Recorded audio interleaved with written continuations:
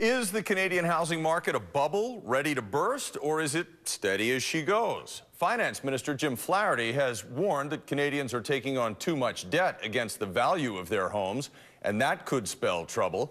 But the latest report from the Canada Mortgage and Housing Corporation is dismissing those fears, saying there is no clear evidence of a real estate bubble. Romina Dea has a reality check for us tonight on the BC market. For decades, Metro Vancouver's real estate ride has been up and down, hard to stomach for many families. It's tough to know when to buy, sell, or stay put. It can be unnerving. One thing is clear right now: home sales have dropped. There's clearly a slowing down in the market.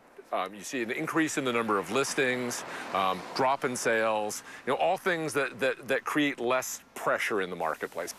According to the latest numbers from the Real Estate Board of Greater Vancouver, home sales are down 19% compared to this time last year.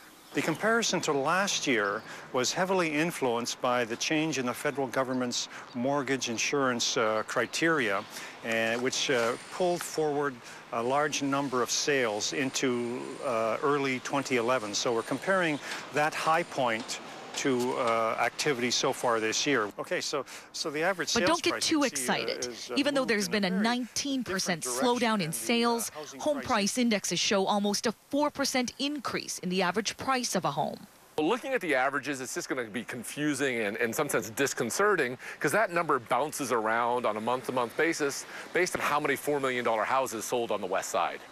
So I wanted to show you a loft in the downtown core, and this building is actually the message to buyers: the economy is in reasonable shape. There's a lot of supply out there, and interest rates are low. So this is a one-bedroom and So just because sales are slumping, don't bank on prices doing the same.